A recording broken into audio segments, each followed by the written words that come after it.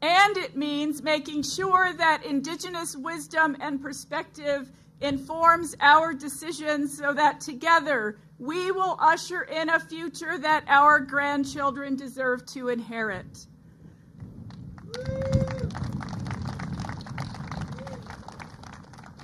Today, we celebrate that the President and this administration have made room for Indian country at the table.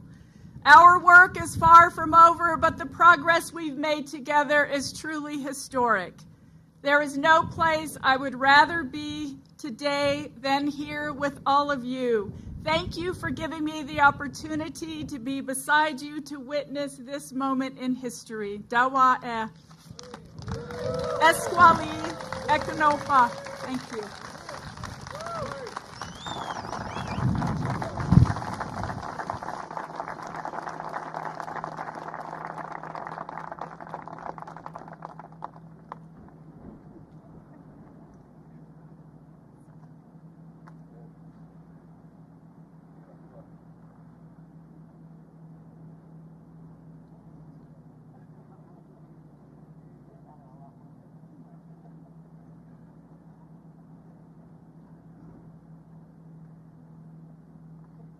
Please welcome Arizona Senator Kyrsten Sinema.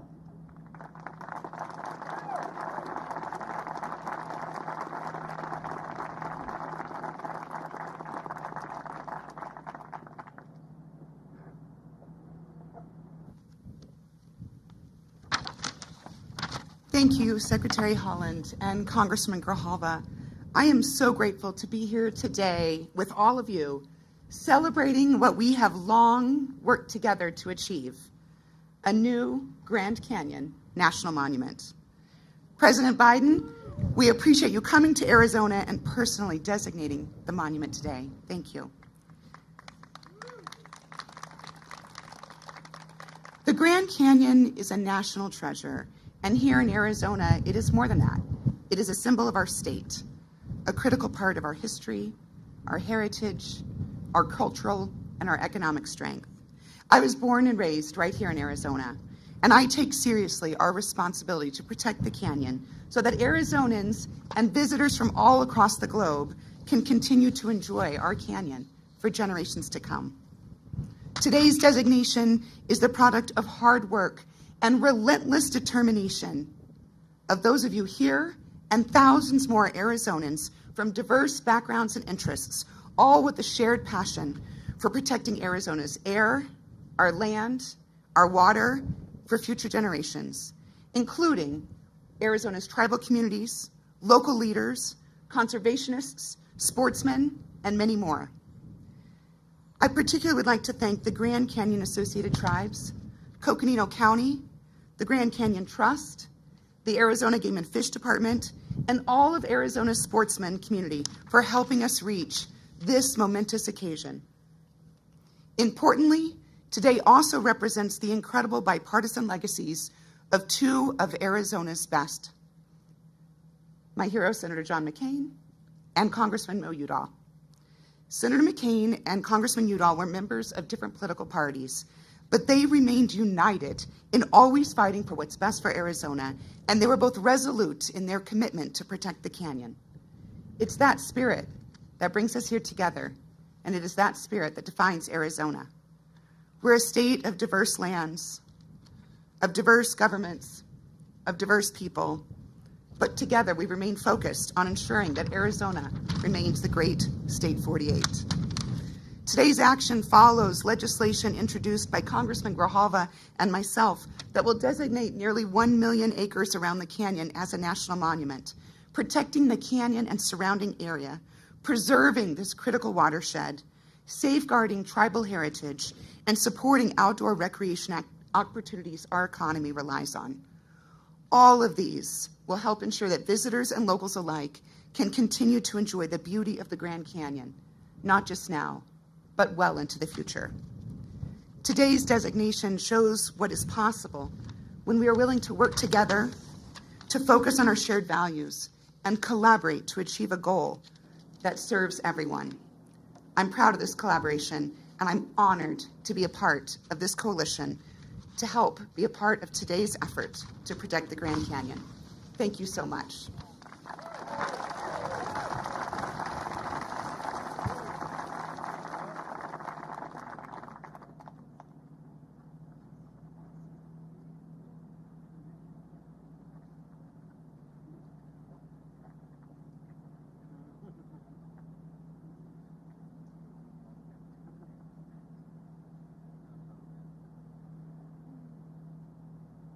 Please welcome Arizona Governor Katie Hobbs.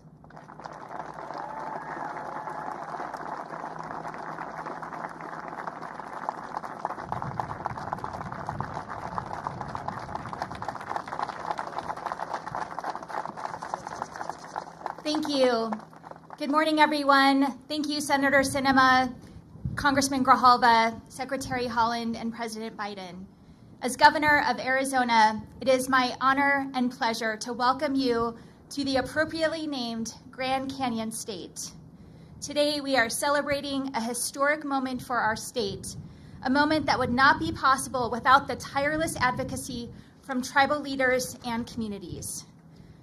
I am proud to stand here today with leaders from the Colorado River Indian tribes, the Havasupai tribe, the Hopi tribe, the Wallapai tribe, the Kaibab Band of Paiutes, Las Vegas Band of Paiute, Moapa Band of Paiutes of Southern Nevada, Navajo Nation, Paiute Indian Tribe of Utah, the San Juan Southern Paiute Tribe, the Shivwits Band of Paiute, the Yavapai Apache Nation, and the Pueblo of Zuni, as the Baj Nuevo Eta Kukveni Grand Canyon National Monument is officially designated.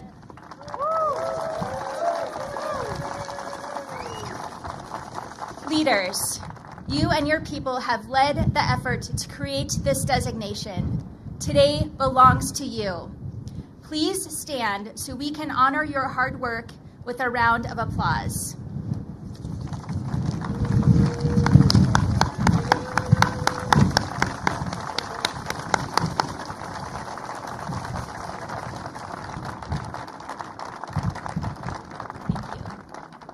As governor of this state, I have been blessed with the opportunity to visit tribal communities and meet with tribal leadership to strengthen the partnership with state government that for too long has not been a priority. What I have seen time and time again is an unconditional devotion to your people and your cause, and we see the result of that devotion here today. Back in May, I wrote to President Biden, Secretary Holland, and Secretary Vilsack, expressing my support for this designation, outlining the many ways it would be beneficial to our state and our people.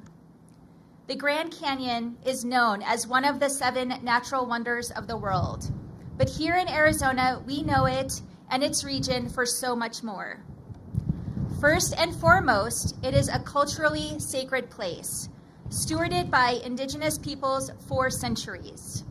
But also, the Grand Canyon region is a significant contributor to our state's economy. According to a recent National Park Service report, in 2021, 4.5 million people visited Grand Canyon National Park and spent an estimated $710 million in park gateway regions alone, supporting over 9,300 jobs. The Grand Canyon region is a place where millions hike, hunt, fish, pray, meditate, camp, and enjoy the natural world.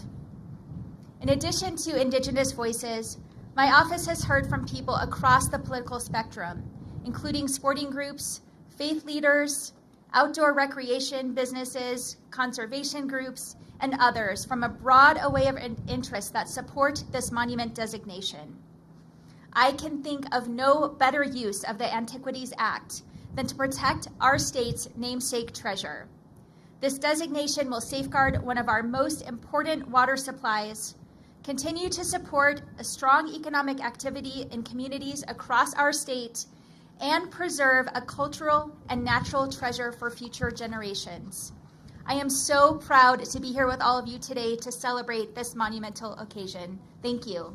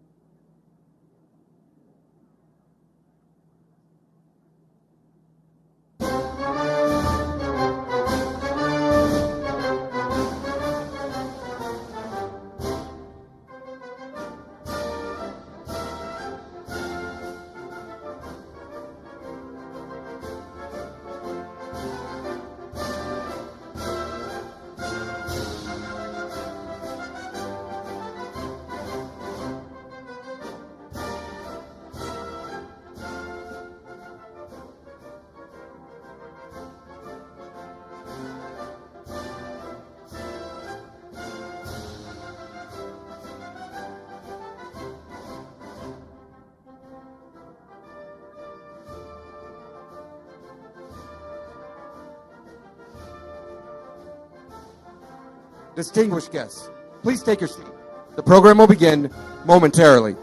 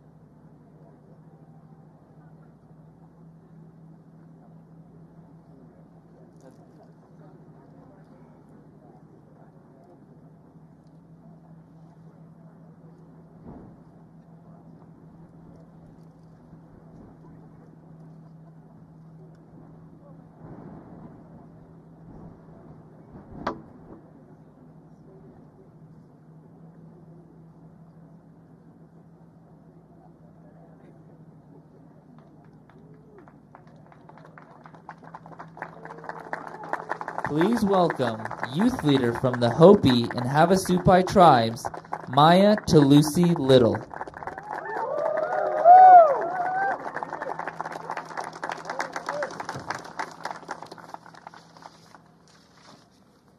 Gamuje Baje, Nyasivyo, Maya Talusi Little Exijge. My name is Maya Gadaba Talusi Little. I'm the daughter of Carletta Talusi and Robert Little, and the niece of the late Rex Talusi. I am also a senior at Cactus Shadows High School in Cave Creek, Arizona. It is such an honor to be here today on this truly historic day at the sacred lands of the many tribes within the Grand Canyon Tribal Coalition. Standing here at Rep Butte represents the unity of the tribes to protect our ancestral lands. I've grown up swimming in Havasu Falls, where I learned a deep love and respect for our land and water. I've had the privilege to travel with my mother on her journey to protect our sacred homeland, its abundant natural resources, and to fight for environmental justice for all people. I'm here representing the next generation that has the responsibility to continue this vital work. This is our home, and we are committed to its protection. We are forever grateful to the President for his commitment to protect our homelands for the tribes and everyone who recognizes the beauty of the Grand Canyon. It is a privilege to welcome all the tribal leaders, congressional leaders, and White House staff to our homelands. It is now my honor to introduce a true leader pursuing environmental justice, President Joe Biden.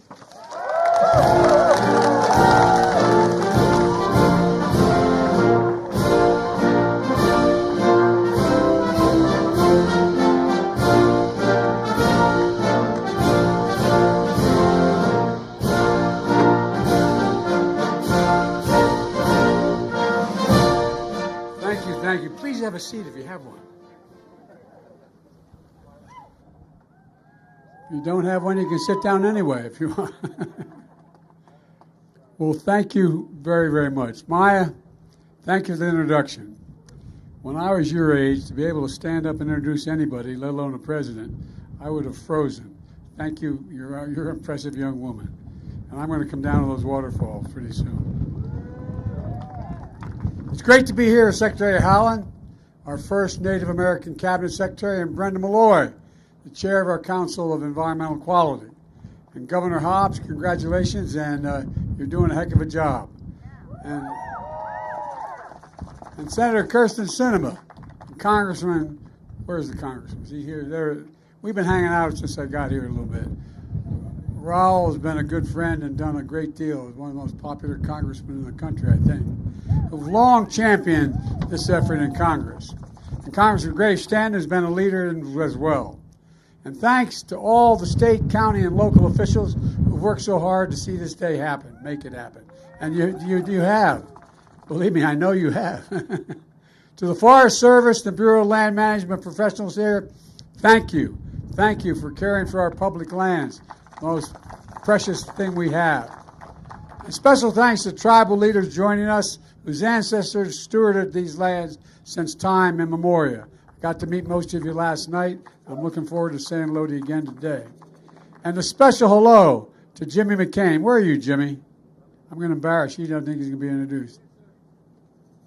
Where is it? There you are, Jimmy. Jimmy's dad was a dear friend of mine. We were like two brothers who we got along together. When we argued like hell. We really went at it. But he was a great patriot and a man of enormous integrity. And Jimmy, you're just like your dad, serving your country in Iraq and Afghanistan and continuing to serve as a second lieutenant in the United States Army. Thank you, pal. And I say this with all sincerity. No one ever doubts I mean what I say. Sometimes I say all that I mean, though. I think of your dad all the time about how much he loved this country and how optimistic he was, optimistic about our future. So thank you for being here, pal. Thank you for your continued service. America's natural wonders are our nation's heart and soul. That's not hyperbole, that's a fact. They unite us, they inspire us. A birthright we pass down from generation to generation. And that's why from day one, I've taken historic steps to conserve our natural treasures for all ages. My first week as president, I signed an executive order establishing our country's most ambitious conservation goal ever. I made a commitment that we will protect 30% of all our nation's lands and waters, conserve all 30% of all our nation's lands and waters by 2030. And we're on our way. And we're delivering. Just my first year in office, we've done more, protected more lands than anyone since the 1960s, John Kennedy's era. 9 million acres in Alaska and Bristol Bay and the Tongass Forest. 225,000 acres in Minnesota, the Boundary Waters. We're working to protect 770,000 square miles in the Pacific Ocean, southwest of Hawaii, a new maritime sanctuary, and network of islands and reefs almost 3 times the size of Texas, on track to be among the largest protected ocean area on the entire planet. We've already restored protection for 3 national monuments gutted by the last administration, 2 not so far from here in Utah, the Grand Staircase and Bears Ears. By the way, I'll never forget, I was standing in Washington, a little girl walked up to me, I could see her daddy say, go up and say something to the president. She walked up and she said, Mr. President, would you take care of Bears Ears for me? And I didn't know what she meant when she said it. Would you take care of Bears Ears for me? Well, we took care of her and we gave her the signing pen. A third of the coast of New England and the Northeast Canyons and seamounts. Look, we've designated new national monuments as well. Camp Hale in Colorado, 50,000 acres. Spirit Mountain in Nevada, 500,000 acres. Kastner Range in Texas, 6,600 acres. And just last month, honoring Emmett Till and his mother, Mamie Till Mobley, in Mississippi and in Illinois. But folks, it's not hyperbole to suggest that there is no national treasure, none that is grander than the Grand Canyon. The Grand Canyon, one of the Earth's 9 wonders, wonders of the world, literally. Think of that. You know, it's amazing. Enduring symbol of America to the entire world. The first time I saw the Grand Canyon years ago, I was a young senator. As I stood there and looked out, a phrase came to mind. It was instinctive. I said, this is God's cathedral. That's what it reminded me of. It just is so magnificent. As a matter of fact, I said 9. It's one of the 7 wonders of the world. And so today I'm proud to use my authority under the Antiquities Act to protect almost 1 million acres of public land around Grand Canyon National Park as a new national monument.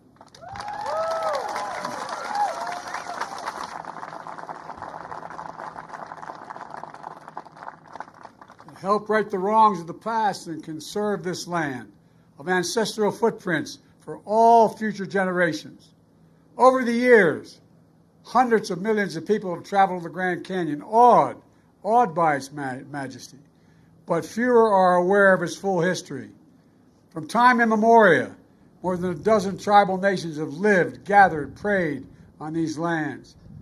But some 100 years ago, they were forced out. That very act of preserving the Grand Canyon as a national park was used to deny indigenous people full access to their homelands, to the places where they hunted, gathered, took precious sacred ancestral sites. They fought for decades to be able to return to these lands, to protect these lands from mining and development, to clear them of contamination, to preserve their shared legacy for future generations. I made a commitment as president to prioritize respect for the tribal sovereignty and self-determination, to honor the solemn promises the United States made to tribal nations to fulfill federal trust and treaty obligations. I pledge to keep using all that available authority to protect sacred tribal lands. My administration has worked alongside tribal leaders, including many of you who are here today, to keep that promise. At a time when some seek to ban books and bury history, we're making it clear that we can't just choose to learn only what we want to know. We should learn everything that's good, bad, and the truth about who we are as a nation. That's what great nations do. And we're the greatest of all nations. Only with truth comes healing and justice, and another step toward forming a more perfect union. Folks, our nation's history is etched in our people and in our lands. Today's action is going to protect and preserve that history, along with these high plateaus and deep canyons. Majestic red cliffs over 300 million years old, older than the oldest dinosaur ever known. Central to the creation stories of so many tribal people and so many tribal nations. Fundamental to who we are, to their way of life, to the most sacred ceremonies. Ancestors buried here, eternal sources of reverence and healing. These lands also support a range of ecosystems and plants from savannas to sagebrush to ponderosa pine, a haven of ironic species like bats, bison, bighorn sheep, and nearly 450 kinds of birds, including the bald and golden eagles. They're the historic home of 3,000 cultural sites, cliff houses, cave paintings, ancient spots that help us understand the history of these civilizations. They also are key to building resilience to drought and climate change. Creeks and streams flowing into the Colorado River, supporting farms and ranches across the Southwest, bringing clean water to 40 million Americans.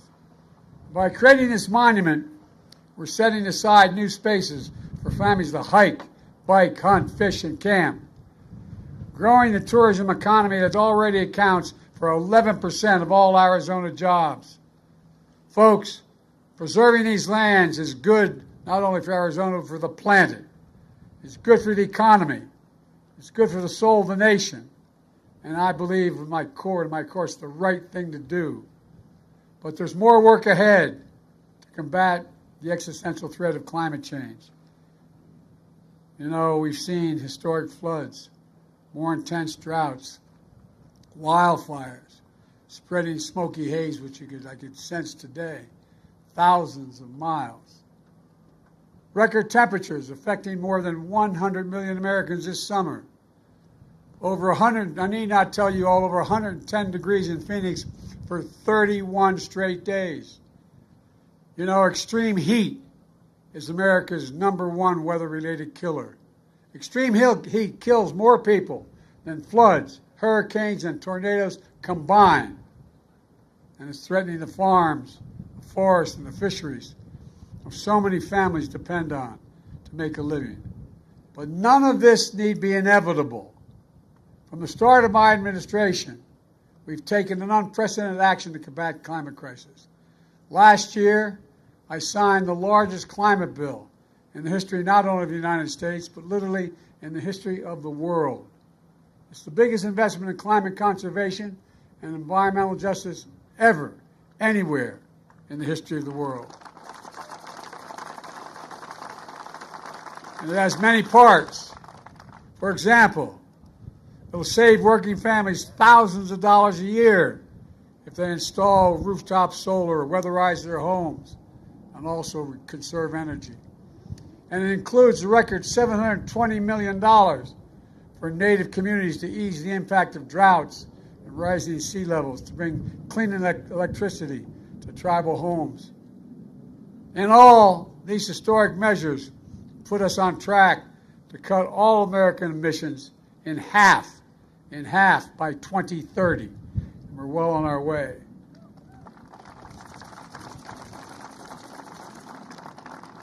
It also creates enormous employment, enormous growth, and things that better people's lives.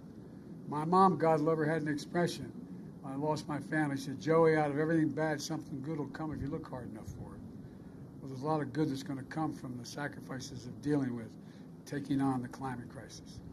Folks, these are investments in our planet, our people, in America itself.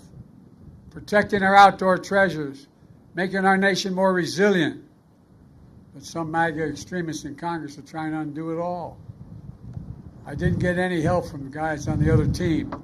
Every single solitary person voted against this historic clean energy investment. And now many of them are trying again to repeal these parts of the bills. But we won't let them. There's too much at stake. Let me close with this. America's natural wonders are central to our heritage and our identity as a nation.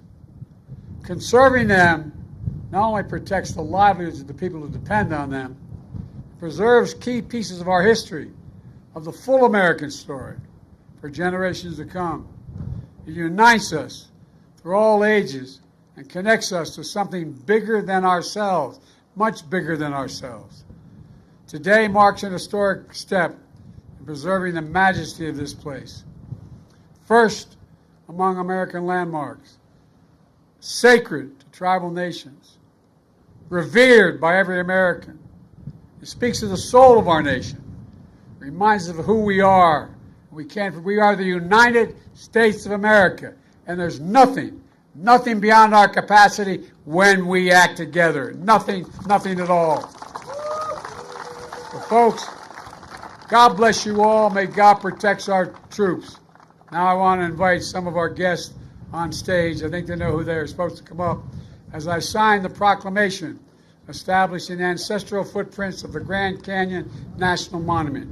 Thank you, thank you, thank you.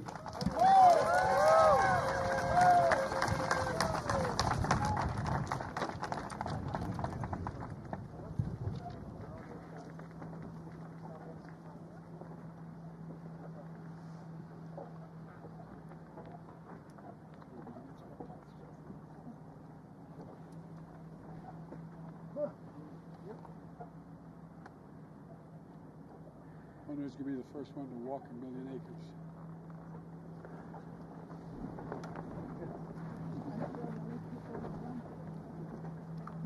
Secretary says she's sure many people have done it already. All right, here we go.